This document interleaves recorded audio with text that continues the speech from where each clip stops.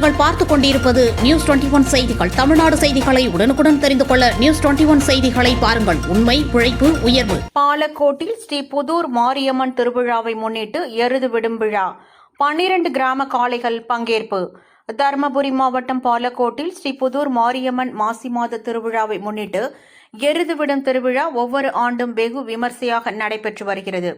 இத்திருவிழாவின் 4வது நாளான இன்று எருது விடும் நிகழ்ச்சியில் 12 கிராம மக்கள் ஒன்றிணைந்து ஊருக்கு ஒரு காளைகள் வீதம் 12 காளைகள் கலந்து கொண்டன. முன்னதாக கிராம மக்கள் மேள தாளங்களுடன் குல வழக்கப்படி கோபூஜை செய்து புனித நீர் காளைகளின் மேல் தெளித்தவுடன் ஊர் கவுண்டர் காளை விடப்பட்டது. அதனைத் தொடர்ந்து அலங்கரிக்கப்பட்ட காளைகள் கோவிலை சுற்றி ஒவ்வொன்றாக திறந்து விடப்பட்டன. சீறி பாய்ந்து வரும் காளைகளை அடக்க ஏராளமான இளைஞர் போட்டி போட்டு காளையை விரட்டி சென்றனர். இதனை காண சுற்றுவட்டார பகுதியில் இருந்து 5000த்திற்கும் மேற்பட்ட பொதுமக்கள் வந்திருந்து கண்டுகளித்தனர்.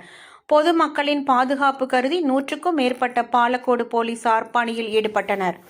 நியூஸ் 21 செய்திகளுக்காக முனியப்பன்.